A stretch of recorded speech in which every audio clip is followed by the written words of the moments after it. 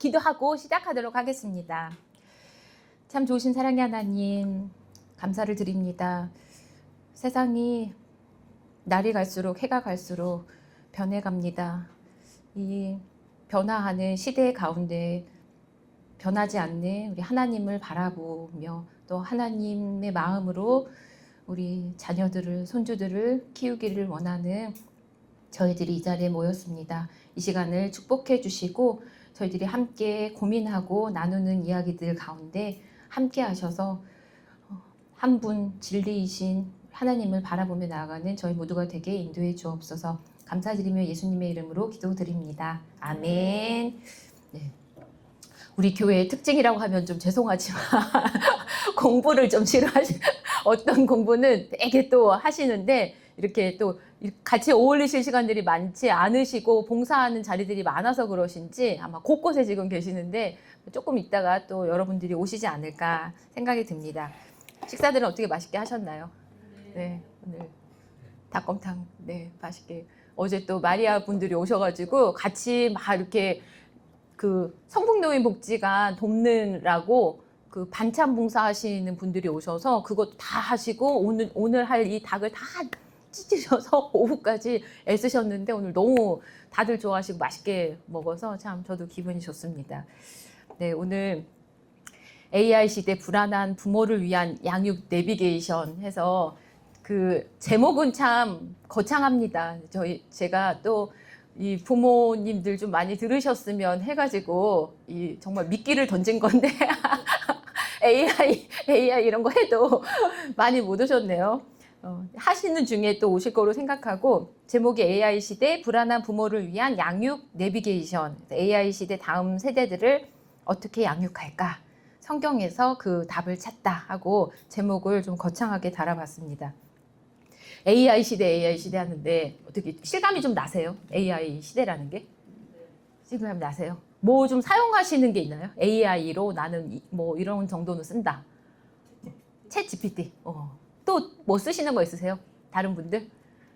없으시고. 없으시고. 장모님 쓰실 것 같은데. AI 뭐 챗 GPT 이런 거. 하고 있으시죠? 검색하고 막 이럴 때도 많이 쓰시고. 핸드폰을 많이 쓰려고 노력을 하지. 네네네. 네. 그러니까 사실은 핸드폰 자체가 계속 AI화 되어 가고 있기 때문에 우리가 알지 못하게 AI에 이미 많이 노출돼 있고 익숙해진 상태인 것 같아요. 저는 이제 그래도 교육을 하는 사람이고 교회 안에서도 이 AI 시대에 맞게 뭘 어떻게 할 수 있을지가 고민이 돼서 AI 활용 지도자 자격증도 땄습니다. 그래서 2개를 지금 따고 뭐 자격증만 사실 따는 게 중요한 게 아니라 이거를 어떻게 좀 교육적으로 활용을 할 수 있을까 고민이 돼가지고 그 실제로 활용을 어떻게 하느냐가 문제이지 얘를 뭐 얼마나 아느냐 모르냐 뭐 이게 사실 중요한 건 아니더라고요. 내가 필요한 뭐 검색을 할 때 정말 이거를 잘 활용할 수 있는 거로 쓰는 거면 그거로 충분하고 내가 AI를 활용해서 노래를 만들겠다. 뭐 무슨 그림을 뭐 필요한 게 있다. 그러면 이제 그럴 때 쓰는 도구로 쓰면 되는 거지. 뭐 저희가 이제 뭐 이걸로 무슨 사업을 한다거나 뭐 거창하게 뭘 하려는 건 아니니까. 하지만 이제 저도 AI를 좀 접해보면서 보니까 우리 교회 안에서도 그리고 아이들을 교육하는 데 있어서도 굉장히 이제 쓸모 있는 것도 많고 근데 정말 좀 조심해야 되는 것도 많고 여러 가지가 지금 한꺼번에 막 몰려오는 것 같아요. 작년에 부모 교육 얘기할 때도 사실 AI를 잠깐 언급을 했었는데요. 제가 이걸 또 다시 준비하면서 보니까 시간이 얼마 안 지났는데 시대가 이렇게 많이 바뀌었다고? 이러는 거를 1년 사이에도 굉장히 절감을 한 것 같습니다. 그래서 예전에는 10년이면 강산이 변한다고 하는데 이제 지금은 그런 시대가 아니고 1년마다도 지금 세상이 막 바뀌고 있는 게 체감이 되는 것 같아요. 저도 아직 아이들을 키우는 입장에 있다 보니까 학교에서나 애들이 하는 뭐 이런 것들이 앞으로 이 아이들이 어른이 된 세상은 어떻게 바뀔까? 나랑 전혀 다른 어떻게 보면 중고등학생 청년 시절을 보내고 있는데 저희 아이들 같은 경우 이 아이들이 제 나이가 됐을 때는 어떤 세상이 될까 궁금도 하고 기대도 되고 걱정도 되고 하는 마음이 같이 있는 것 같아요. 내년에는 또 어떻게 보면 AI가 아닌 다른 게 또 심각하게 저희가 다가와서 그 부분을 가지고 어떻게 이 시대를 좀 자라나는 세대들을 양육할 것인가 이런 거를 고민하게 되지 않을까 이런 생각도 드는데요. 인공지능, 그러니까 우리가 AI 했을 때 인공지능 하면은 저희야 이제 최근에서 막 뭐 AI, 챗GPT, 뭐 제미나이 막 이렇게 얘기하고 있지만 아마 좀 관심 있어서 들여다보신 분들은 AI 역사가 꽤 오래됐구나를 알 수 있는데요. 처음에 1956년, 그러니까 뭐 56년이 어마어마, 한국전쟁 지나고 얼마 안 된 그 시점에 이미 영국의 수학자 앨런 튜링이라는 수학자가 다트머스 대학에서 열린 회의에서 인공지능이라는 단어를 처음 사용했어요. 그게 1956년이니까 굉장히 오래전에 이것이 만들어지고 그 계획들이 막 이렇게 이루어지고 있었구나. 우리가 보이지 않지만 사실은 그런 거 생각하면 지금 2026년을 살아가고 있지만 지금 또 어떤 분들은 2040년, 50년에 펼쳐질 뭔가를 또 준비하고 있을 수도 있겠다 이런 생각이 들어요. 1956년에 이미 그 언어가 나왔다는 거는 이제 이미 그런 것들이 막 생겨났다라고 볼 수 있는 건데요. 저희가 2022년에서야 챗 GPT가 이제 막 나오기 시작했어요. 그러니까 우리가 AI라고 익숙해졌었던 뭐가 AI 이렇게 했었던 거는 사실 실제적으로는 그 이후에는 별로 없다가 그냥 막 살아가느라 우리도 바빴고 22년에 생성형 AI의 원년이라고 할 수 있는 챗 GPT가 막 나왔습니다. 그래서 글, 이미지, 코드를 스스로 창작하는 생성형 AI가 세상에 처음 공개되면서 전 세계가 어떻게 보면 충격에 빠졌었던 게 벌써 4년 전입니다. 그리고는 2023년에 빅테크 AI 전쟁의 원년. 이래서 이제 챗 GPT가 나오니까 이제 뭐 회사들, 기업들이 뭐야 하고 이제 막 난리가 난 거죠. 그래서 2023년에 구글, 마이크로소프트, 메타 뭐 이런 전 세계 그 테크 기업들이 이 챗 GPT를 능가하는 AI를 우리도 만들어야겠다. 그래서 막 엄청 이제 열심으로 자체 생성형 AI 모델을 미친 듯이 쏟아내며 시장을 선점하려고 경쟁했던 시기가 2024년이에요. 2023년. 그리고는 이제 또 2024년이 되면서, 그러니까 사실 최근이죠. 완전히 이제 이거는 코로나 이후로 2024년에 온 디바이스 해가지고 AI 원년, 그러니까 AI가 일상화되기, 이제 일반적인 사람들이 막 이렇게 조금 쓰기 시작한, 그래서 조금 관심 있고 뭘 해보려고 하는 사람들이 이때 막 뭐 유튜브도 하고 뭐 배우려고도 하고 무슨 그림도 만들고 음악 같은 것도 만들고 막 이러기 시작한 게 2024년. 그때도 에휴 뭐야 AI 이러면서 관심 없던 사람들은 사실은 그때만 해도 내 일처럼 생각되지 않았었던 게 불과 2년 전이었습니다. 그러다가 작년 2025년에 AI 에이전트의 원년해서 내가 하고 있는 업무를 대신하는 비서를 하나 둔 것 같은 시대가 열린 게 작년이에요. AI 에이전트의 원년.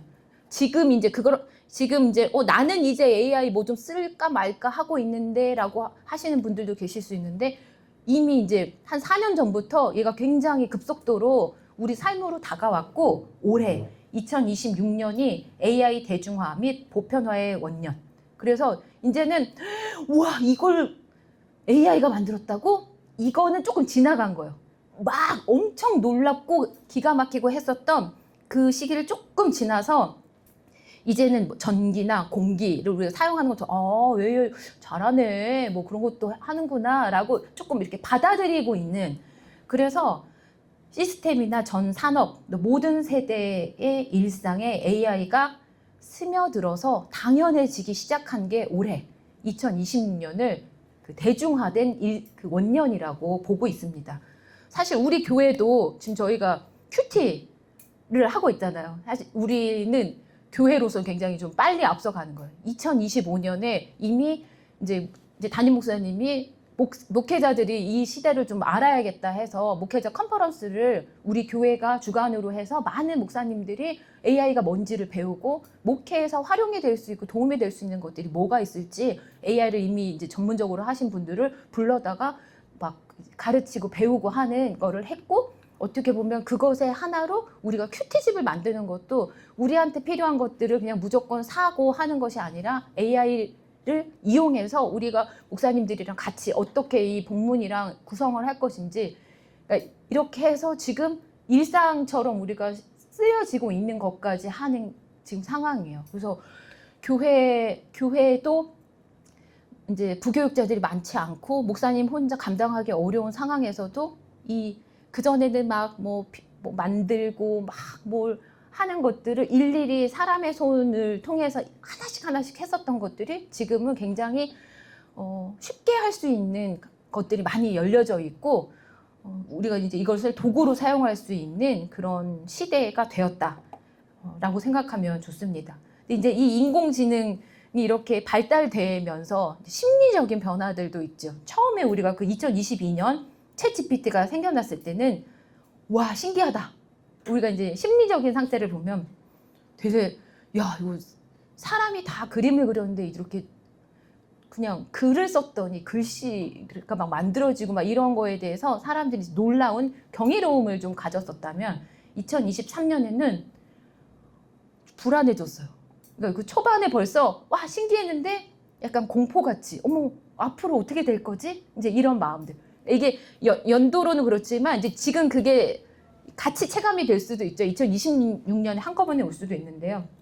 시대적으로 2023년에 불안도 하고, 아, 이거 다 믿을 게 못 돼. 보니까 아주 뭐 할루에이션이라고 그러죠. 이제 이 비슷하게 만들어내는 말들, 이런 것들이 이제 나오면서 다 믿을 게 못 되니까 이거 불신하는 그런 마음들이 생기고, 오히려 나는 절대 AI 사용하지 않을 거 하면서 거부를 하는 그런 분위기도 있었고, 그러다가 2024년에 이제 근데 되게 편리하네. 이거 다 일일이 다 계산해서 하고 다 손으로 소작업하고 했었던 것들이 이렇게 짠짠짠짠 하니까 짠 나오네. 너무 편리하네. 잘 사용하면서 처음보다는 조금 친숙해진 시기가 재작년이었어요. 그러면서 이제 작년에는 이제 얘가 있으니까 이제 든든하다. 뭐 아니면 내가 정말 과로했었던 모든 코딩 같은 거 하시던 분들도 막 코딩을 일일이 다 짰었는데 그거를 또 얘가 쉽게 만들어줄 수 있는 부분들이 있고, 해방감을 누리고 유대감을 누리고 또 친밀해지고, AI를 완전히 이제 내 비서처럼 정말 막 쓰다가 이제 올해 이게 이제 대중화되고 보편화되는 시기인데, 오히려 이제는 뭐 신선하지 않네, 별로. 작년에는 사실 여기 있는 거, 이 왼쪽에 있는 거는 아마 이건 저도 이제 작년에는 저도 AI로 뭘 그림도 많이 하고 막 뭐 영상도 많이 만들고 뭘 많이 하다가 지금은 조금 손을 놓은 상태예요. 오히려 저는 약간 이제 이렇게 할 수 있구나라는 것을 좀 배우고, 이거는 인터넷에 이제 올라와 있는 그림들을 따갖고 온 건데, 사실은 얼마든지 그 글을 이용해서도 이 그림을 만들어 줄 수 있거든요, 금방. 그러니까 이제 당연해, 뭐 할 수 있지. 요즘 무감각해지고, 오히려 너무 AI로 한 것들이 많으니까 좀 피로하다, 막 이런 마음들도 우리가 들기도 하고, 그러면서도 불안한, 그 처음에 그 AI가 생겼을 때서부터 오는 약간 그런 불안감이 앞으로 세상이 어떻게 될까, 우리 아이들이 어떤 세상에 살게 될까 하는 마음들이 지금 들 수 있는 그런 시기입니다. AI를 만능 해결사로 맹신하기보다는 얘는 이제 보조 도구이고 이제 협업할 수 있는 파트너로 우리가 사용을 해야 되는데, 얘한테 모든 것을 이제 의지하면은 안 되는 거죠. 그래서 지금 이제 실험을 한 게 있는데요.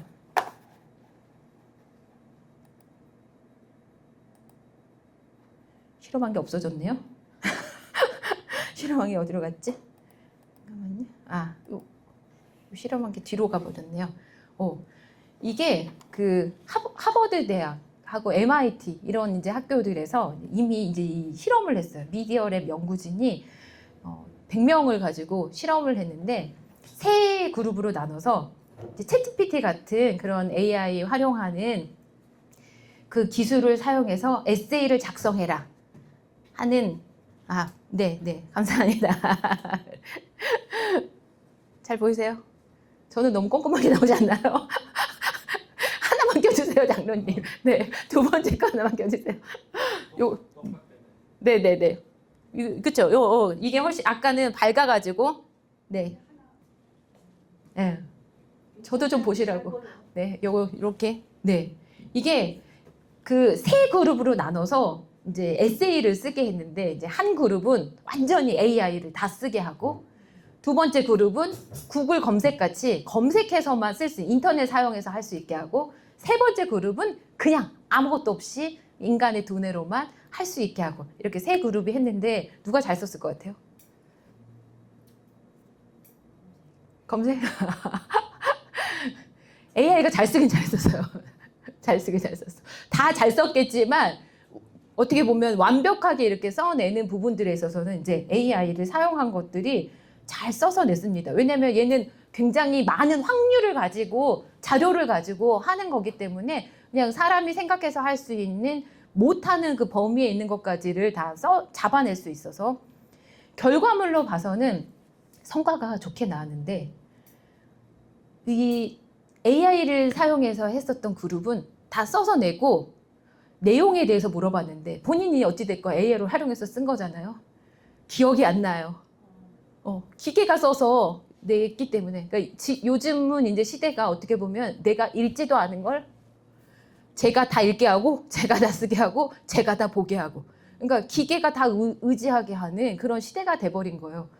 그래서 이 세 그룹을 다시 이제는 다 없애고 AI 못 쓰게 하고 컴퓨터 못 쓰게 하고 그냥 쓰라고 했을 때 이제는 AI를 썼던 그룹은 완전히 그 지능을 검사하는 것까지 같이 했는데 그냥 이렇게 못 쓰는 거죠. 그런 결과를 낼 수 없는 완전히 이제 아무런 도구 쓰지도 않고 작성했을 때 그 뇌가 그 역할을 못하는 그런 실험 결과가 나왔다고 합니다. 그러니까 인간이 어떻게 보면 지금은 예전에는 많이 알고 있는 사람이 그게 힘이고 내 머릿속에 다 있는 것이 이제 그게 이제 지식이고였는데 지금 어떻게 보면 이제 지식의 외주화라고 그러잖아요.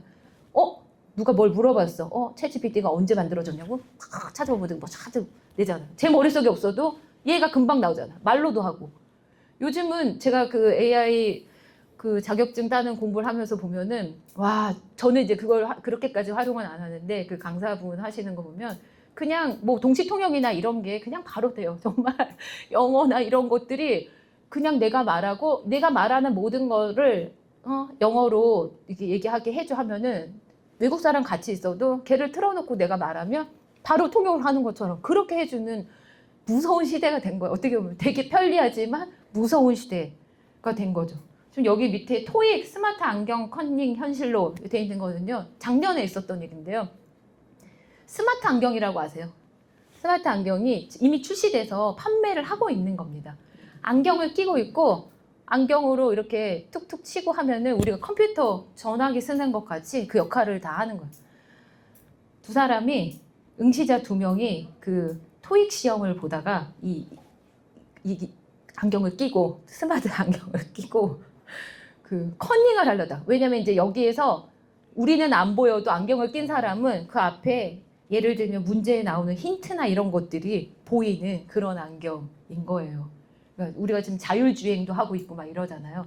그러니까 지금 시대가 어마어마하게 빠른 속도로 지금 일상으로 막 이렇게 다가오고 있는 상황입니다. 그러니까 이게 지금 뭐 어떤 한 분야가 아니라 온 전 분야를 이제 섭렵을 하고 있기 때문에 그리고 이게 그 변화가 너무너무 빠르기 때문에 진짜 당장 내년에 또 어떤 세상이 될지 그리고 지금 우리가 막 놀라워하는 이 일들이 그거 된지 이미 벌써 됐잖아. 뭐 스마트 안경 그거 값이 내렸던데 뭐 이러면서 우리도 뭐 하나씩 끼고 있을 수도 있는 거예요. 뭔가 이제 필요했을 때 우리가 핸드폰 사용하는 것도 귀찮아서 어떻게 보면 더 편리해지려고 하는 그런 것들이 계속 그렇게 발전의 기술의 이런 것들이 점점점 심화되고 있는 상황입니다. 이런 얘기를 들으면 야, 진짜 어떡하냐. 좋기도 하면서 어떻게 보면 우리 어렸을 때나 공상 만화, 공상 과학 무슨 뭐 글로 쓰거나 그림으로 썼던 저도 어렸을 때 뭐 전화기를 사람들이 막 들고 다니는 뭐 이런 사진이 과학 무슨 그림에 당선돼서 구경했었던 기억이 있는데 무슨 전화기를 사람들이 들고 다녀 이랬는데 지금은 다 그러고 있잖아요. 미래 시대가 아니고 현실이 지금 이러고 있는데 우리가 지금 생각하고 있는 뭐 하늘을 날아다니는 뭐 자동차 뭐 예를 들면 그냥 상상으로만 하던 것들이 정말 이렇게 막 금방 벌어질 수도 있는 현실로 다가올 수 있는 그런 시대를 맞이하고 있습니다. 이런 AI 시대에 우리 자녀들 뭐 어떻게 보면 여기 계신 우리 성인들은 수많은 아날로그 시대들과 정말 급변하는 그런 우리나라 특히나 그렇게 변화 발전하는 걸 다 경험하고 지금 이 자리에서 AI를 맞이하고 있는데 우리 아이들은 태어나자마자 벌써 뭐 스마트폰이 너무나 당연한 거였는데 이건 그냥 스마트폰을 넘어서 모든 것이 가능할 것 같은 AI 시대에서 우리 아이들이 자라고 있기 때문에 앞으로 얘네들이 공부라는 게 필요할까? 이런 생각도 들고 뭘 외우고 암기하고 하는 게 의미가 있나? 이런 생각도 또 들 수도 있을 것 같아요. 그러나 우리 이 AI 시대에 우리 아이들이 직면한 것이 꼭 이제 걱정이랑 불안만이 아니라 도전이기도 하고 또 기회이기도 하다. 우리가 이 세상의 변화 얼마나 사실은 뭐 전쟁이나 이런 걸 저는 경험한 세대가 아니지만 그 시기마다 얼마나 어려운 시간들이 있었습니까? 정말 7, 80년대 우리나라가 막 그렇게 발전할 때도 그 전에 경험하지 못했던 시간들을 그때는 사셨고 지금도 또 우리가 그 전에 경험하지 못한 시대를 살고 있는 건데 이 시간들을 우리가 받아들이면서 AI 시대의 자녀가 직면한 도전과 기회를 봤을 때는 디지털 미디어와 SNS의 영향 이건 이제 아이들이 이렇게 아날로그나 이런 걸 다 경험하면서 AI를 만든 게 아니고 컴퓨터를 전화기를 보는 게 아니고 근데 지금 아이들은 너무 많이 과도하게 정말 핸드폰이나 뭐 TV나 예전에는 정말 뭐 채널이 3개고 뭐 4개고 뭐 5개 막 이렇게 있을 때 보기 싫어도 저는 어려서 아버지랑 같이 복싱도 보고 채널을 돌릴 권한이 없어서 어머니가 드라마 보시면 드라마 봐야 되고 뭐 뉴스 같이 봐야 되고 했었는데 지금은 그러지 않잖아요. 뭐 너무 많은 채널이 있고 채널이 중요한 게 아니라 각자 핸드폰 들고 자기가 보고 싶은 거 굉장히 개인화되면서도 자기가 좋아하는 것들을 하는 그런 시대가 됐는데 그러다 보니까 우리가 참 좋아했었던 그런 문화들도 많이 놓고 사는 것 같아요. 과도한 스크린 타임에 노출될 수 있는 그런 상황에 많이 아이들이 직면해 있고 그리고 이런 SNS 같은 것들이나 어찌됐건 우리가 계속해서 누구는 이렇게 하고 누구는 저렇게 하고 하는 것들을 보고 있는 상황에서는 비교 문화나 이런 자존감이 저하되거나 하는 현실들을 우리 아이들은 또 맞게 될 수 있습니다. 그리고 뭐 사이버 폭력과 중독 뭐 이런 위험들이 이제 막 어려움으로 다가올 수도 있고 하지만 디지털 미디어와 SNS나 AI 이런 것들을 또 잘 활용했을 때는 그 안에서 얼마든지 긍정적인 활용 가능성들도 있다라는 것들을 우리가 동시에 같이 안고 갔으면 좋겠습니다. AI 기술이 가져올 미래의 변화 있는데요. 저 뒤에 저기도 있는데 네, 목사님. 네. AI 기술이 가져올 미래의 변화로는 이제 지금이랑은 다르게 자동화로 인한 직업의 변화가 아마 이제 심각하게 올 거라고 생각이 들어요. 저도 저희 큰 아이가 뭐 그래봤자 사실은 20대 초반이죠. 지금 대학교 2학년 마치고 여기서 공익근무를 하고 있는데 단 몇 년 전만 해도 컴퓨터 사이언스가 굉장히 이제 인기였고 이 친구도 컴퓨터를 잘하는 친구라 그 과만 생각하고선 공부를 해서 지금 2년을 다니다가 이제 미국에서 지금 공부를 하다가 지금 한국에 돌아온 상황인데 그 2년째 다니면서 이 AI가 막 들어오기 시작한 거예요. 아까 말씀드렸던 코딩 공부하고 막 그걸 수학으로 계산해갖고 했는데 지금은 이제 그걸 AI가 다 해주는 시간이 되다 보니까 그 짧은 시간 안에 그때 졸업하는 졸업생들이 진로가 당장 막혀버리는. 그러니까 뭐 구글이나 이런 회사에서 그전에는 뭐 1000명을 뽑았었던 걸 올해는 50명만 뽑겠다. 뭐 예를 들면 이렇게 돼버리니까 그것을 위해서 이제 달려왔던 친구들이 완전히 이제 직업이 변하고 근데 뭐 컴퓨터는 우리가 AI를 생각하니까 금방 다가오는 그룹이지만 모든 분야가 그렇죠. 어떤 면에서는 무슨 그림이나 이런 것도 뭐 애니메이션 예전에는 다 수작업 해가지고 1초에 24장면이 뭐 나오게 다 사람들이 그리고 색칠하고 했었던 게 지금은 저도 만들 수 있거든요. 저한테 지금 한 30분 시간을 주시면 제가 짧은 뭐 아주 뭐 멋있게는 아니더라도 AI로 애니메이션을 만들 수 있는 이런 시대가 된 거예요. 그러니까 자동화로 인해서 얼마나 많은 직업들이 변화할까.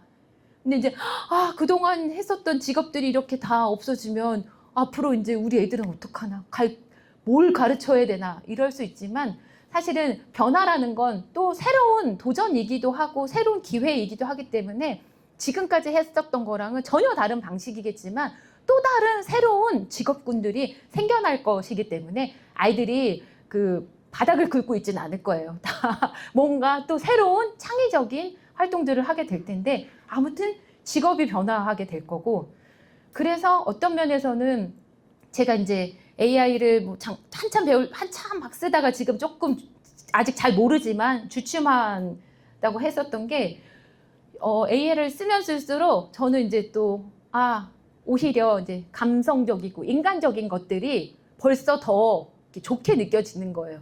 멋있게 이렇게 잘 한 것도 너무 좋은데 예전에는 뭐 예를 들어서 성경학교 한다고 했을 때 앞에 뭐 글씨 붙이는 것도 다 뭐 색깔 있는 종이에다가 다 그려갖고 잘라가지고 그거를 막 붙여가지고 막 꾸며가지고 막 이렇게 손으로 다 시간을 내서 모여서 했었던 그런 것들이 있는데 지금은 이제 컴퓨터 이렇게 해가고 딱 뽑으면 멋있게 나오거든요. 근데 이제 옛날에 그렇게 손으로 다 했었던 그게 시간은 많이 걸렸지만 또 참 좋았다. 근데 필요할 때는 AI로 또 편하게 또 쓸 수 있으니까 뭐 이게 물론 어떤 게 좋다, 어떤 게 나쁘다 이렇게 나눌 수는 없고 오히려 많은 것들을 경험한 아이들이 그리고 많은 생각을 해보고 그런 친구들이 더 창의적이고 또 감성이나 이런 것들이 같이 어우러지는 또 시대가 되겠다. 양쪽을 다 할 수 있는. 그리고 평생 학습 시대의 도래 이랬는데요. 그러니까 지금도 제가 이제 뭐 예를 들어 신학 공부를 했었을 때 제가 못 들었던 과목들이나 제가 지금도 막 뭐 준비하다가 잘 모르는 부분들 아마 여기서도 이제 AI나 검색이나 이런 걸 잘 활용하시는 분들은 뭐 금방금방 또 찾아보시고 막 이럴 수 있을 것 같아요. 유치부에서 설교하러 제가 갔더니 제가 뭐 예를 들어서 뭐 오순절이 뭐냐 뭐 이렇게 어려운 질문을 유치부한테 했는데 금방 대답을 하고 막 뭐 그럼 예수님이 며칠 만에 뭐 부활 승천하신 거냐 뭐 이렇게 했는데도 조금 이따 또 금방 얘기를 하는 거예요. 물론 유치부 애가 찾은 건 아니고 옆에서 유치부 선생님이 막 며칠 뭐 이러고서는 대답을 해주고 계셨더라고요. 그래서 나중에 선생님 핸드폰 쓰지 마세요 이제 이러고서는 이제 진행을 했는데 근데 그게 얼마든지 저도 AI 뭐 챗GPT 몇 년도에 나왔지 찾아보고 뭐 이때 어떻게 됐지 궁금하면 얼마든지 더 찾아보고 더 들어가고 자세히 알아보고 다양하게 알아보고 하는 거를 어디 가서 옛날에는 꼭 찾아봐야 됐고 누군가를 통해서 정보를 들어야 했었던 게 지금은 AI를 통해서 내가 평생 공부할 수 있는 시대로 돌입을 한 거예요. 예전에는 학교 다니는 그때만 공부를 할 수 있고 배울 수 있는 자리였고 그걸 먼저 알고 지식으로 갖고 있는 사람이 나한테 얘기를 해줘야 책을 통해서나 말을 통해서나 알 수 있는 시대였지만 지금은 뭐 이런 말씀 드려 죄송하지만 뭐 설교를 듣다가 이거 이스라엘 내가 성지순례 갔는데 거기 위치가 좀 그쪽이 아니었던 것 같은데 하면 집에 가서 찾아보시면 그 지도까지 내가 거기서 가고 있는 모습까지도 다 알아볼 수 있는 이런 시대가 됐잖아요. 좋게는 내가 평생 공부할 수 있는 그런 시대가 됐다. 우리 아이들에게도 지금 아니면 안 돼. 네가 지금 어느 대학을 가느냐에 따라서 너의 인생이 완전히 달라지니까 죽어라 공부해야 돼. 중고등학교 시절을 그렇게 보내왔고 실제로 맞는 부분이 있었고 왜냐하면 어느 대학을 가느냐에 따라서 어느 직업을 갈 수 있느냐가 정해졌었던 시간들을 우리가 보내왔기 때문에 그게 너무 중요했지만 지금 시대는 예전이랑 너무 많이 달라졌기 때문에 혹 지금 내가 원하는 것들을 찾지 못했다고 하더라도 그리고 지금 내가 공부를 완전히 모든 것들을 다 잘 해내지 못한다 하더라도 얼마든지 다양하게 또 기회가 열려있는 시대가 도래했다. 또 이렇게 저희가 볼 수 있습니다. 인간 고유의 가치 재발견, 이거는 이제 AI 기술이 정말 발전하면 발전할수록 오히려 인간성, 인간에 대한 것, 인간만이 갖고 있는 것이 무엇인지에 대해서 우리가 더 깊이 생각하고 나아갈 수 있는 그런 시대가 되었다. 그래서 새로운 시대의 학습 환경, 개인 맞춤형 교육이 가능해졌고 온라인 학습이 일상화될 수 있고 그리고 협업과 소통 능력이 강조되는 나 혼자 하는 것이 아니라 오히려 더 많은 사람들과 소통하면서 할 수 있는 자기주도 학습이 또 중요해지는 그런 학습 환경이 우리가 맞이하게 되었다. 이렇게 생각할 수 있습니다.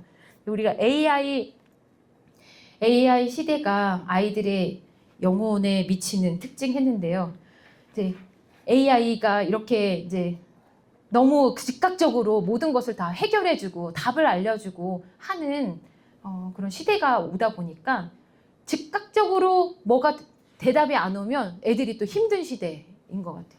예전에는 우리가 뭔가를 알기 위해서 예를 들어 도서관을 찾아가서 거기에서 어떤 내용들이 있는지 찾아서 거기서 내가 원하는 것들을 발견하고 알아내고 이런 시간을 투자해서 얻어내는 그런 과정들이 참 중요했었는데 노력을 하고 외우고 그거를 응용해서 풀어내고 했는데 지금은 즉각적으로 그것들을 이렇게 하지 않으면 견뎌내지 못하는 그런 아이들의 모습들이 우리가 있을 수 있습니다. 그래서 기다림과 또 소망의 신앙을 가질 수 있도록 우리 하나님 나라에 대한 그런 기다림과 소망, 우리 인생이라는 것이 얼마나 길고 길어가는데 우리가 그것들을 잘 이끌어내지 못하면 안 되는 그런 시대입니다. 맞춤형 알고리즘 시대.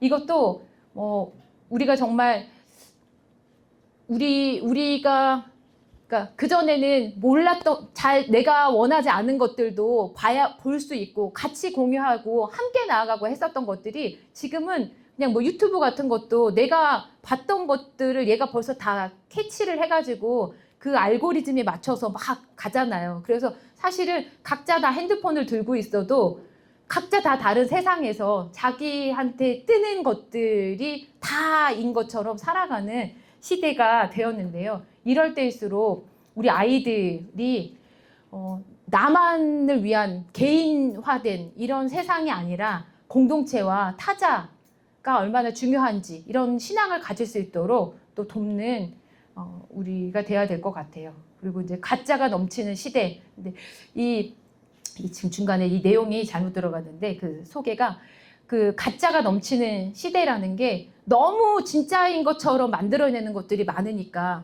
정말 영상이나 이런 것도 요즘은 유튜브 같은 거에서도 보면 막 약 광고랑 막 이런 걸 하는 요즘 의사들, 약사들이 굉장히 많은데 그게 이제 AI, 자세히 보면 AI로 생성됐습니다. 이렇게 나오는 경우들이 많거든요. 뭔가 되게 이렇게 설득력 있게 다가오는 의사 선생님인데 실제 인물이 아닌 거예요. 그러니까 이제 그런 거를 모르고 우리가 보게 되는 경우들이 많아요. 지금은 법적으로 사실 AI냐 아니냐, AI로 만든 거냐 아니냐라는 것을 알 수 있는 거는 그리고 법적으로는 그냥 AI를 활용해서 만들었습니다라는 문구만 있거나 표시만 있으면 아무 문제가 되지 않아요.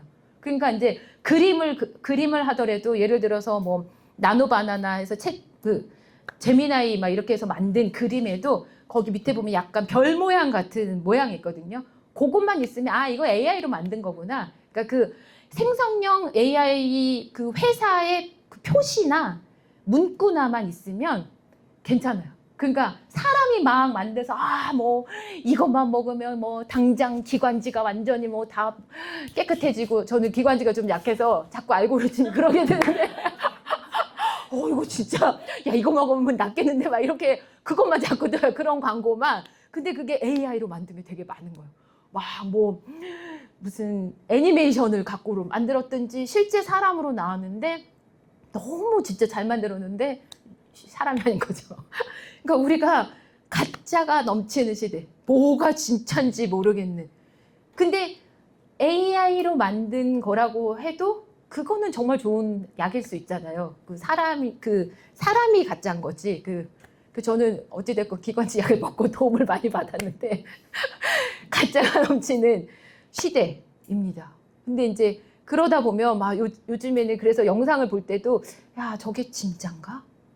어디까지가 진짠가? 이러는 것들이 있어요. 최근에 제가 어디 또 뭐 전시하는 데를 보러 갔는데 거기서도 그 사진은 진짠데 사진을 가지고 미디어 아트 영상을 만든 거는 너무 잘 만들었는데 와 북극곰이 막 물에서 헤엄쳐 다니고 막 뭐 바다표 보면 막 인사하고 막 이러는 영상이에요. 근데 너무 멋있고 너무 감동적이었거든요.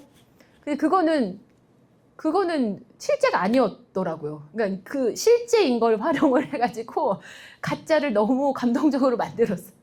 그러니까 이런 걸 생각하면 야 이거 가짜다, 믿을 게 못 된다, 혼돈스럽다, 이거 불안하다, 뭐 이렇게 우리가 생각할 것만이 아니라 이런 시대를 우리가 지금 거부할 수 없게 맞아들이고 있고 대신에 정말 뭐가 진짠가, 뭐가 진리인가를 분명하게 가르쳐줘야 되는 시대가 또 온 것 같아요. 예전에는 너무 분명하게 드러났지만 우리가 AI가 똑똑해진 것만큼 우리도 더 똑똑한 어른들이 되어서 우리 아이들을 특히나 우리가 신앙을 가진 어른들로서 우리 아이들을 양육할 때 모든 것이 바뀌고 모든 것이 뭐가 진짜인지 가짜인지 혼돈스러운 이때에 하나님의 하나님만큼은 변하지 않는 진리라는 것을 우리가 알려줘야 되겠습니다.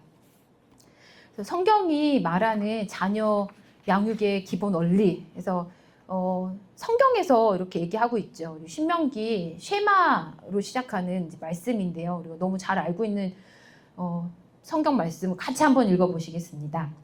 이스라엘은 들으십시오. 주님은 우리의 하나님이시오. 주님은 오직 한 분뿐이십니다. 당신들은 마음을 다하고 뜻을 다하고 힘을 다하여 주 당신들의 하나님을 사랑하십시오. 내가 오늘 당신들에게 명하는 이 말씀을 마음에 새기고 자녀에게 부지런히 가르치며 집에 앉아 있을 때나 길을 갈 때나 누워 있을 때나 일어나 있을 때나 언제든지 가르치십시오. 또 당신들은 그것을 손에 메어 표로 삼고 이마에 붙여 기호로 삼으십시오. 집 대문에도 써서 붙이십시오. 아멘. 네, 신명기 말씀은 정말 오랫도록 이 이스라엘 자녀들에게 대대손손이 전해진 말씀이고 외우도록 한 말씀인데요. 이 말씀에 담긴 뜻이 마음을 다해 하나님을 사랑해라. 이거는 지금도 아무리 AI여도 우리가 가르쳐야 되는 성경에서 알려주고 있는 기본 원리입니다. 말씀을 마음에 새겨라. 우리가 뭐 큐티 얘기도 잠깐 했지만 사실은 교회 학교 안에서도 AI를 활용해서 많은 것들을 하고 있어요. 아이들이 예를 들어서 성경 말씀 뭐 다달이 뭐 이렇게 외워야 되는 말씀이나 이런 거를 그전에는 그 노래를 만들어 주시는 분이 없으면 이거 아니 비슷한 노래가 없으면 아이들한테 이걸 노래로 가르친다는 생각을 못 했을 텐데 그냥 암기만 하게 하지. 지금은 뭐 예를 들어서 올해 우리 주제 성구가 교회 전체 성구랑 교회 학교랑 똑같은데 혹시 아시나요? 네네. 그 주제 표에 주제 또 성경 말씀이 있는데 애들이 그거를 그 AI를 활용한 챈트로 만들어서 다 외우고 있어요. 그것은 여러분의 믿음이 크게 자라고 여러분 뭐 이렇게 하면서 이 말씀을 외우도록 하는 거를 이제 예를 들어서 AI를 활용해서 노래를 만들어서 성경 구절 말씀을 외우고 있거든요. 1년 우리 전체 주보 보면은 나와 있는 말씀인데 어른들은 사실 그것까지는 모르시잖아요. 주제하시는 것도 정말 몇 분 안 되실 것 같은데 애들은 그렇게 말씀을 외워. 그러니까 AI가 생겼다고 막 우리가 불안하고 이런 게 아니라 얘를 어떻게 도구로 잘 활용해서 우리 아이들이 말씀을 마음에 새기게 할 수 있을까? 이거를 우리가 연구해야 되는 거죠. 교회에서나 가정에서나 어디에서나 자녀에게 부지런히 가르치고 일상에서 반복하여 교육하고 삶으로 보여주는 신앙을 가져라 하는 것이 신명기에서 알려주는 말씀입니다. 그런데 잠언에서도 자녀 양육의 기본 원리를 알려주고 있는데요. 우리 두 말씀 한번 같이 읽어보실게요. 주님을 경외하는 것이 지혜의 근본이요. 거룩하신 일을 아는 것이 슬기의 근본이다. 마땅히 걸어야 할 그 길을 아이에게 가르쳐라. 그러면 늙어서도 그 길을 떠나지 않는다. 아멘. 네, 잠언에서 알려주는 자녀 양육의 기본 원리는 마땅히 행할 길을 아이에게 가르치라.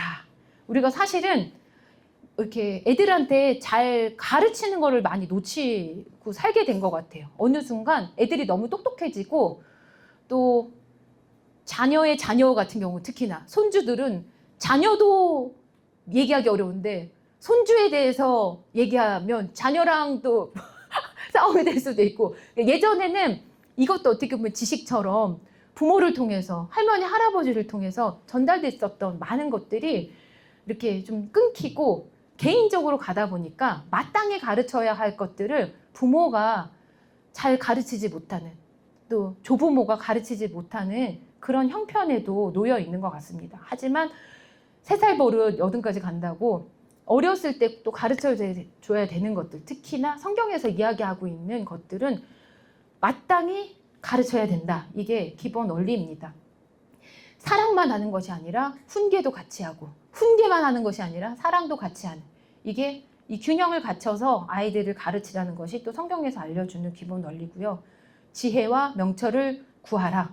지혜의 근본이 하나님께 있음을 우리 아이들에게도 AI한테 있는 게 아니라 하나님께 있음을 여호와를 경외하는 것이 지식의 근본임을 그리고 아무리 세상이 다양하고 복잡하게 가더라도 하나님 좋으신 하나님, 선하신 하나님이 원하시는 그 선한 길로 가야 된다라는 것을 지혜롭게 가르치라는 것이 잠언이 우리에게 알려주는 말씀입니다. 예수님이 이제 신약으로 와서 예수님의 어린이 사랑과 교육 방식 있는데요. 이 말씀도 한번 같이 읽어보실게요. 그러나 예수께서는 이것을 보시고 노하셔서 제자들에게 말씀하셨다. 어린이들이 내게 오는 것을 허락하고 막지 말아라. 하나님 나라는 이런 사람들의 것이다. 너희는 이 작은 사람들 가운데서 한 사람이라도 업신여기지 않도록 조심하여라. 사흘 뒤에야 그들은 성전에서 예수를 찾아냈는데 그는 선생들 가운데 앉아서 그들의 말을 듣기도 하고 그들에게 묻기도 하고 있었다. 아멘. 네. 예수님께서 알려주신 자녀 양육의 기본 원리를 생각하면요. 일단 예수님은 어린이들을 많이 사랑하셨다. 사실 어린이뿐만 아니죠. 우리 모두를 사랑하신 그 예수님이 특별히 어린이들을 축복하셨고 정말 겸손히 낮아지셔서 어린 아이들에게도 사랑과 존중으로 대하셨다.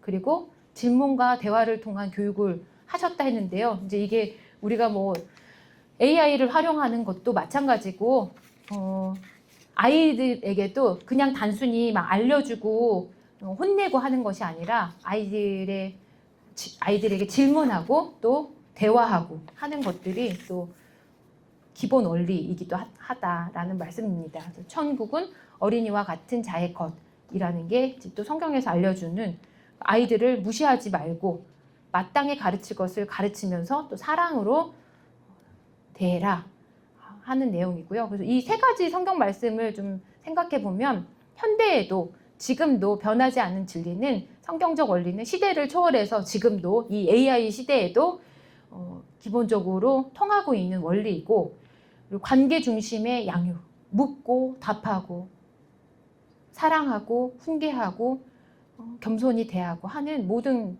관계가 중요하다라는 이야기를 하고 있고, 또 말씀을 기반으로 해서 교육을 해라. 사랑과 진리의 조화를 이루어라. 뭐 이런 것들이 성경에서 말하고 있는 자녀 양육의 기본 원리입니다. 아이들을 볼 때 그 연령별로도 부모님들이 해줘야 될 역할들이 좀 다르다고 생각을 하는데요. 유치부나 초등 저학년 아주 어린 친구들은 지금도 사실은 가끔 보면 아주 어린 애들도 유모차 타고 있는데 거기서 이렇게 태블릿 보고 있는 애기들도 있고, 막 엄마 밥 먹을 때 애 옆에다가 놓고 그냥 전화기로 그 영상 보여주고 하고 있는 그런 부모들도 많이 좀 보게 되는 것 같아요. 뭐 물론 뭐 잠깐 보여주고 있는 거를 우리가 보는 상황이고 알 수는 없지만, 우리 아이들이 가급적이면 지금은 그렇게 하지 않아도 너무 빨리 이 스마트폰이나 이 스크린을 보는 상황들이 금방 다가오고, 그 애플 회사 우리 이름 갑자기 생각이 났네. 스티브 잡스. 스티브 잡스조차도 자기 자녀에게 굉장히 늦게 폰을 줬다고 하잖아요. 스마트폰을 주지 않고 늦은 나이에 이제 줬다고 하는데, 그게 그만큼의 기술이나 기계에서 주는 이익이 있지만 그 시기에 또 그걸 주기 때문에 놓쳐지는 것들이 많기 때문에 그랬다고 보고 있어요. 유치, 초등 저학년 시기에는 특별히 감각과 애착, 이게 중요한 시기이기 때문에 할 수만 있으면 화면 속 가상 세계보다 하나님께서 만드신 이 피조 세계, 아름다운 세상, 내 몸, 이 엄마의, 아빠의, 할머니, 할아버지의 삶, 밖에서 만나는 뭐 개미, 꽃, 바람, 이런 것들을 먼저 경험하도록 돕는 것이 너무나도 필요한 시기일 것입니다. 따뜻한 스킨십, 눈 맞춤, 이런 우리가 너무나 당연하게 생각했던 거지만 이 AI 시대로 가면서 너무 또 잊혀질 수 있고 쉽게 저버릴 수 있는 이 부분들을 놓치지 말아라 하는 내용이고요. 초등학생들, 고학년들은 이제 분별력의 내비게이션 했는데요. 미디어를 이제 볼 수밖에 없는 시기죠. 학교에서도 이제 다 보고 옆에 친구들 다 핸드폰 들고 있고 이런 때인데, 그래도 어떤 미디어를 분별해서 봐야 하는지에 대한 거는 부모가 분명히 알려줘야 될 것 같아요. 뭐 이제는 못 보기까지는 못하더라도 어떤 걸 봐야 되는지, 언제 봐야 되는지 규칙을 함께 정하고, 또 이 내용은 좀 욕을 좀 하는 것 같아. 엄마는 이거는 안 봤으면 좋겠어. 이거는 보지 않기로 하자.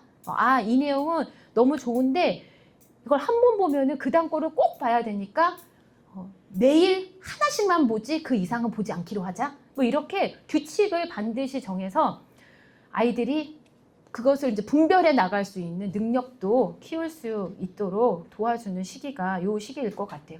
그래서 성경적 가치관을 이제 심어주는 것도 필요한 시기입니다. 중고등학생 때는 이제는 뭐 부모로부터 많이 떨어져 있는 시간이고 자기 혼자 뭔가를 많이 하는 때이기 때문에 그 아이가 잘 커나갈 수 있도록, 정체성이 잘 형성될 수 있도록 도우면서 그게 이제 꼭 훈계하는 부모가 아니라 고민을 들어주고 함께 기도하는 신앙의 동역자, 멘토가 되어주기, 동행하는 그런 부모의 자리에 있어야 될 것 같습니다. 그래서 저도 사실은 이제 저희 막내가 중3이고 셋째가 이제 고3이고 이제 고3도 곧 있으면 청년으로 진입하는 시기라 저는 너 벌써 중3이야 이제 내년이면 고등학생이라니 우리 집에 애들이 없다니 막 이러면서 안타까운 마음으로 저는 저희 아이들을 지금 아쉬워하면서 키우고 있는데, 근데 이제 문화가 너무 달라요. 사실은 남자애들이니까 뭐 오늘도 당장 오늘 월드컵 준결승 있어가지고 한 녀석은 우리 교회 또 그 집사님 자녀분이 군대 가느라고 또 교회 친구들이 모여가지고 어제 늦게까지 12시 넘어까지 뭐 노래방을 갔는지 뭐 인생 내 것을 찍었는지 하여튼 밤에 들어오고, 그러니까 밤에도 잠을 못 자고 새벽에 4시인지 몇 시인지 또 한 녀석은 또 축구 본다고 중결승 본다고 와가지고 뭐 프랑스랑 잉글랜드랑 뭐 전반전에 4대 0이었는데 또 뭐 역전을 했는지 4대 3까지 뭐 하는 걸 제가 아침에 오기 전에 이제 봤는데 문화가 전혀 달라요. 저는 별로 관심이 없고 그리고 빨리빨리 와서 또 한 녀석은 늦게까지 뭐 게임을 하고 막 이렇게 하는데 그래도 제가 그 훈계하는 부모로 있지 않고 얘네들하고 좀 공감하고 엄마는 말해도 몰라 이런 소리 듣고 싶지 않아서 제가 굉장히 신경을 많이 쓰거든요. 막, 야 그래서 월드컵이 어떻게 됐니? 뭐 준결승이 뭔지도 몰랐는데 막 그래 뭐 프랑스가 웬일이니 뭐 이래 가면서 하고 뭐 게임을 해도 좀 쫓아가서 야 뭐 이 게임은 뭐 롤은 뭐 어떻게 해야지 이기는 거냐 얘기를 해줘도 하나도 몰라서 막 이렇게 하는데 괜히 옆에서 듣고 아는 척을 해요.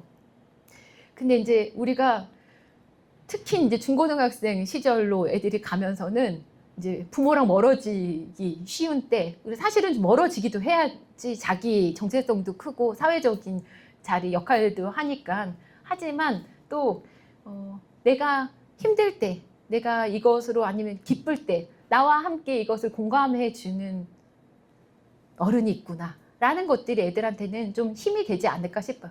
소소한 얘기까지 다 알 수는 없더라도 내가 정말 말이 안 통해서 말을 못하겠네 하지 않도록 옆에서 계속 그렇게 가까운 관계가 되어야지만 부모가 아니면 조부모가 얘기를 해도 얘기가 나를 정말 생각하면서 하는 얘기구나 하고 먹히지, 그런 관계 형성이 잘 안 되고 내가 뭘 고민하는지 뭘 때문에 좋아하는지도 전혀 모르면 무슨 얘기도 다 잔소리로 들리고 다 혼나는 것처럼 들리고, 그래서 특히 중고등생 이상은 훈계하는 부모가 아니라 기도하는 부모, 그 자녀를 위해서 관계를 잘 맺어가면서 할 수 있었으면 좋겠습니다. 지금 뭐 우리 어린 이제 자녀들 특히나 이제 이 성경에서 말하는 것도 마찬가지고 변하지 않는 가치를 이제 우리가 교육해 나가야 될 텐데요. 사랑과 공감 능력, 이건 너무나 사실은 당연한 건데 이것들을 많이 놓치고 사는 것 같아요. 타인의 감정이 어떤지, 요즘은 내 감정을 어떻게 다스리는지 어떻게 알아차리는지 이거에 대해서 많이 발달이 돼가지고, 예전에는 내가 뭐가 힘든지 내가 뭐가 좋은지 어떨 때 행복한지 이런 걸 우리 어른들은 잘 모르고 살았잖아요. 그냥 뭐 이러다 말겠지 하고 그냥 지금 힘들어도 좀 저러다 괜찮겠지 이랬는데, 요즘 아이들은 그게 굉장히 분명해진 것 같아요. 난 이럴 때 되게 기분 나쁘고 이렇게 하면 기분이 되게 좋고, 예전에는 밥을 먹어도 무슨 반찬을 주고 무슨 뭘 줘도 맛있게 감사히 먹는 게 우리의 모습이었는데, 물론 교회에서 가끔 보면 우리 장로님도 계시지만 어른들 중에도 맛있게 감사히 아무거나 잘 못 드시는 어른들도 계시긴 한 것 같아요. 근데 아이들은 더 그렇죠. 지금은 사실은 딱 아이들 자기 그 입맛에 맞는 그것만 또 먹잖아요. 그거 아니면 안 먹고. 그러니까 이게 옛날에 비해서 굉장히 나 중심, 내 감정, 내 생각, 이것들이 중요한 시대로 되다 보니까, 옛날엔 그걸 너무 못 깨달아서 문제였는데 지금은 나는 너무 중요한데 다른 사람이 어떻게 느낄지, 다른 사람이 어떻게 생각할지에 대해서는 더 조금 모르면서 아이들이 커나가지 않을까. 나의 행동이, 나의 말이 다른 사람한테 얼마나 기분이 나쁠지.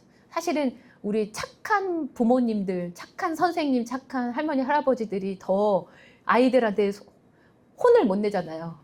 왜냐면 이 말로 애가 상처를 받을 수도 있고, 내가 그냥 하고 말지, 내가 참고 말지 이러느라고 어떻게 보면 정말 가르쳐야 될 것들을 잘 못 가르치고 그냥 이렇게 헌신하면서 지나가는 경우들도 많은 것 같아요. 그런데 이제 가르칠 건 가르쳐야 되죠. 우리가 감정, 내 감정만이 아니라 타인의 감정을 이해하고, 나만 사랑받는 존재가 아니라 타인을 사랑하고 정말 공감하는 능력을 함께 키워내는 그런 가치 교육이 중요할 것 같습니다.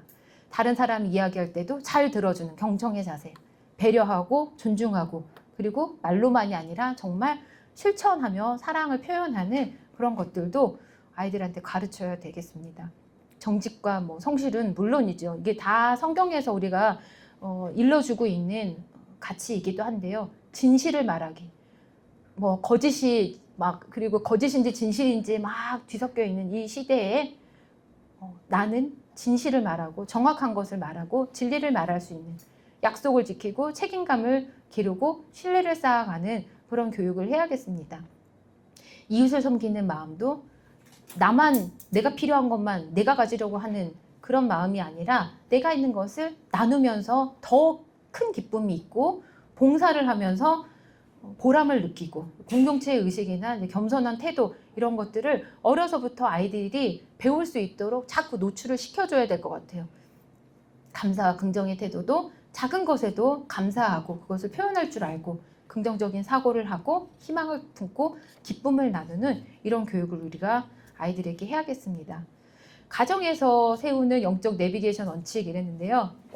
프롬프트라고 그러죠. 그 AI에게 명령하는 그 명령어를 프롬프트라고 하는데요. 대화의 주도권을 바꾸기. 뭘 모를 때 AI에게 질문하고 구글, 네이버에 검색하기 전에 이것에 대해서 하나님은 어떻게 생각하실까? 하나님은 무엇을 원하실까? 기도하고 그리고 부모하고도 서로 대화하고. 그러니까 무조건 요즘은 다 각자 개인 핸드폰을 들고 여기에서 많이 해결을 하려고 하는데 그것이 아니라 하나님께 그리고 나랑 가장 가까운 사람들에게 실제적으로 실물로 보고 말할 수 있는, 대화할 수 있는 그런 주도권을 우리가 가졌으면 좋겠습니다. 그래서 자녀들 여기는 이제 중고등학생 같은 경우 특히나 이제 그 마음이 어땠는지 물어보는 경우들이 별로 없고 성적이 어떠냐, 오늘은 숙제 잘했냐, 선생님이 뭐라든 이런 이제 학교 생활에 대한 거나 이런 이야기를 더 많이 하는 때가 있는데 그것을 했을 때 예를 들면 자녀도 직장 생활을 하거나 이런 자녀에게도 그렇게 했을 때 네 마음은 어땠어? 하면서 감정에 대해서도 묻고 대화할 수 있는 대화의 주도권을 기계에 맡기지 말고 직접 만나서 카톡으로만 말고 전화로만 말고 만나서 할 수 있었으면 좋겠고요. 아날로그적 거룩한 공간과 시간 구별하기 했는데요. 우리가 이제 집안 분위기들이 다 환경이 다르겠지만 텔레비전이나 핸드폰이나 컴퓨터나 이런 것들로부터 조금 벗어나서 식탁 테이블이라든지 침실이라든지 어느 곳에서는 내가 정말 그냥 아날로그적으로만 핸드폰 없이 성경책 아니면 내가 글을 쓸 수 있는 그런 공간들을 마련하고 아이들에게도 핸드폰만 쥐어주지 않고 정말 애들이 그림을 그린다던가 손으로 뭘 할 수 있는 그런 공간들, 그리고 시간을 정해서 온 가족이 이제 오늘 하루 종일이 되면 하루 종일, 반나절이라도 할 수 있으면 반나절, 우리는 그것도 어려워 하는 집은 1시간, 2시간 이렇게라도 그 가정, 그 분위기에 맞게 온 가족이 미디어를 끄는 디지털 안식일, 우리가 일주일에 정말 주일은 거룩하게 지키는 것처럼, 그리고 주일에 우리가 1시간 정말 그 시간만큼 하나님을 생각하며 예배를 드리는 것처럼 우리 안에서도 좀 이렇게 구분을 하고 경계를 만드는 그런 것들도 필요할 것 같습니다. 지식의 축적에서 삶의 증명으로. 부모가 아무리 말을 잘해도 할머니 할아버지가 아무리 좋은 말씀을 하셔도 부모님이 별로 하나님을 잘 경외하는 것 같지 않아, 아니면 하나님께서 원하시는 말을 하는 것 같지 않고 행동하는 것 같지 않아, 이러면 사실은 아무리 말로 하는 것보다 그 보여지는 것에 훨씬 더 큰 힘이 있잖아요. 그러니까 아이들에게 삶으로 내 모습을, 내가 정말 하나님을 경외하는 사람이고 너희들도 이렇게 자랐으면 좋겠다라는 것을 보여주는, 증명하는 그런 저희들의 삶이 됐으면 좋겠습니다. 부모 자신을 돌아보게 했는데요. AI고 뭐고 스마트폰이고 시대가 막 이렇게 바뀌고 이런 상황 가운데서 우리가 그런 빠르게 변화하는 시대에 막 휩쓸리는 것이 아니라 어느 상황에 있던 우리가 영적으로 정말 더 성숙해지기 위해서 내가 애쓰겠다라는 것이 중요할 것 같아요. 그래서 아무리 바빠도 나만의 개인 경건의 시간을 시간이든 요일이든 지켜서 가졌으면 좋겠고요. 그리고 우리가 성경 공부든지 구역에서든지 신도회에서든지 그 부모 소그룹 모임 이런 것들도 만들어서 아니면 그 만들어져 있는 공간에서 잘 참여를 하셨으면 좋겠습니다. 그리고 신앙서적을 읽고 함께 성장해가는 부모의 영적 성숙이 아이들을 자녀들을 손주들을 양육하는 것에서 보다 먼저 우선시 돼야 되는 부분이 나부터 잘하자. 나부터 더 하나님과 가까이 하고 내 신앙, 내 믿음이 더 성장하도록 애쓰자. 이것이 이제 스텝 1으로 되어 있는 부분이고요. 두 번째는 불안을 하나님께 맡기기. 우리가 뭐 얼마나 뭐 지금 제가 아까 처음에 했었던 AI 관련한 이야기만 생각해도 야 진짜 우리 애가 나중에 뭘 해서 뭐 해먹고 살지. 우리 손주가 야 걔네가 커서 진짜 지금 어떻게 뭘 하라고 해야 되지? 우리가 살아왔었던 삶의 모습이랑 너무 다르기 때문에 사실은 뭘 가르쳐줘야 되는지 이 방향이 맞다고 이렇게 해줄 수 있는 것들이 아닐 수도 있으니까 말도 못하겠고 하는 부분들도 막 생겨납니다. 우리가 걱정되고 불안한 마음으로 사는 것이 아니라 지혜이신 지혜로운 하나님께 모든 염려를 기도로 바꾸고 맡기고 빌립보서 4장 6절 7절 말씀에 아무것도 염려하지 말고 오직 모든 일에 기도와 간구로 너희가 감사함으로 하나님 아뢰라 이 말씀이잖아요. 그 말씀을 묵상하면서 모든 이 창조 세계 이 모든 것을 만드시고 지금도 역사하시고 앞으로도 역사하실 하나님께서 다 잘 해주실 거라는 그것을 신뢰하면서 나아가는 자세가 필요할 것 같습니다. 그리고 마지막으로 완벽주의에서 벗어나기. 예전에는 이제 내가 다 해야 되고 내가 다 계획하고 계획한 대로 돼야지 이게 다 맞는 거고 했었는데 사실은 완벽한 사람은 없죠. 하나님 한 분밖에는 완벽한 분은 없죠. 근데 우리가 완벽하려고 물론 애쓰고 노력하는 건 참 중요하지만 거기에 벗어나지 못하고 살아가는 모습들이 또 우리 안에 있는 것 같아요.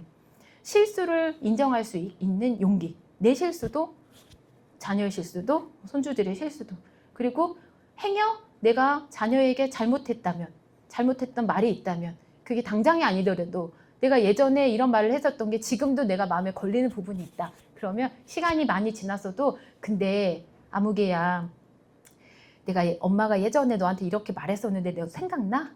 생각보다 또 생각하는 애들도 있을 수도 있어. 나 그때 진짜 기분 나빴어. 뭐 이렇게 하면 그때 정말 미안했어. 엄마가 이러저러해서 그랬었어.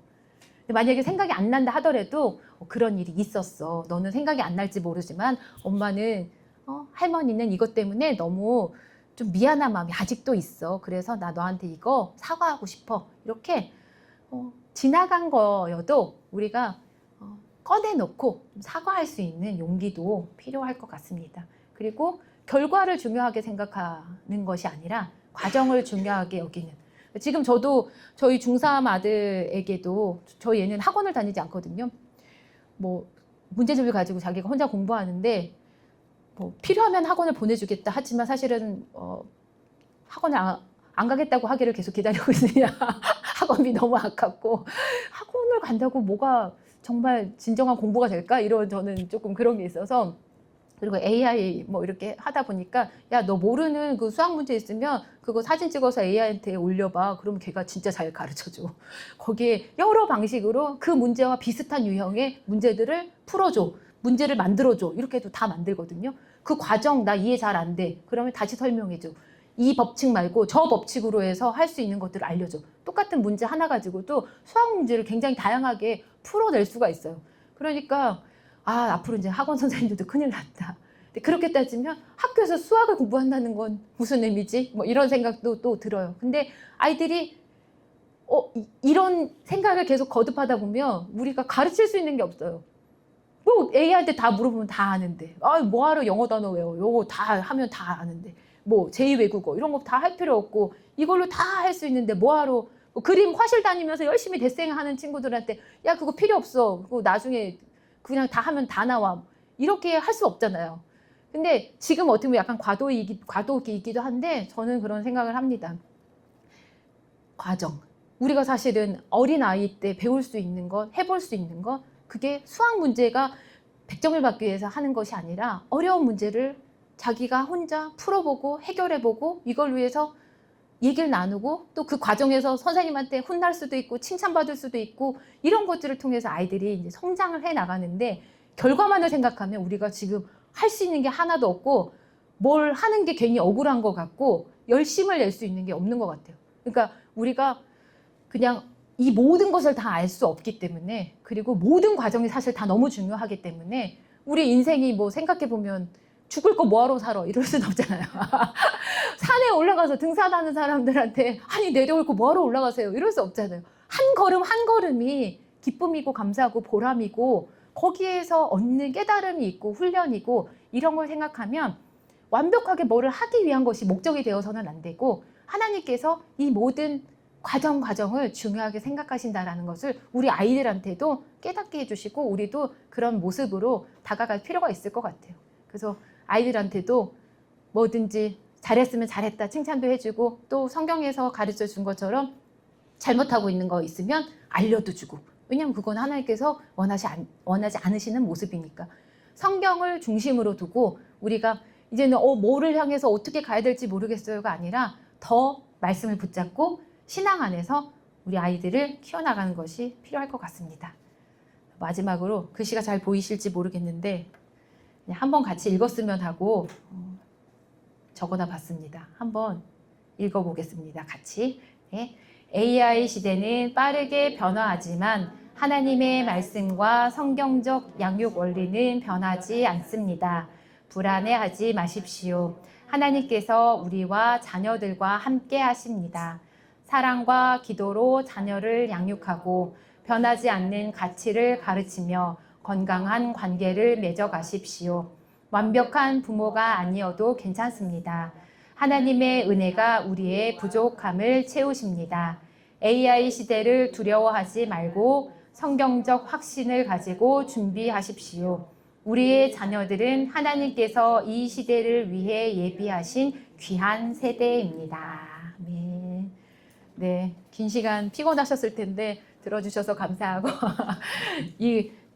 아까 자가 진단 체크리스트는 한번 여쭤보려고 했었는데 오늘 이거 들으시면서 내가 혹시 예가 많았다 하면은 뭐 아니오로 갈 수 있는 아니오 이걸 보면서 한번 다시금 좀 점검하는 시간이 되셨으면 좋겠습니다. 제가 기도하고 마치도록 할게요. 온 우주 만물을 창조하시고 역사하시는 살아계신 하나님 참으로 감사를 드립니다. 이 세상이 참으로 빠르게 변화하고 있고 무엇이 진실인지 진리인지 어떻게 가야 하는지 잘 몰라 불안하기도 하고 혼란스러운 시간들을 보내고 있습니다. 하지만 저희들 변하지 않는 하나님만 바라보며 우리 다음 세대들을 생각하며 이 자리에서 많은 것들을 생각하고 나누는 시간을 가졌습니다. 앞으로의 세상이 어떻게 변화할지 그것은 또 하나님께 내어 맡기고 저희들은 매일매일의 삶을 감사로 열심으로 성실하게 하나님 바라보며 살아갈 수 있도록 인도해 주옵소서. 그리고 저희들에게 맡겨주신 귀한 생명들, 귀한 다음 세대들을 참으로 그 세대들도 영원히 변하지 않는 하나님만 바라보며 뚜벅뚜벅 자신의 길을 기쁨으로 찾아나갈 수 있도록 인도해 주옵소서. 이 귀한 시간, 힘든 시간이지만 함께 하신 여기 계신 모든 분들을 하나님 그 삶을 축복해 주시고 가는 걸음걸음을 하나님 인도해 주셔서 하나님께서 보시기에 선한 모습으로 그 앞으로의 길들을 인도해 주옵소서. 이 시간 함께 해주신 것에 감사드리며 예수님의 이름으로 기도드립니다. 아멘. 아이고 수고 많으셨습니다. 감사합니다.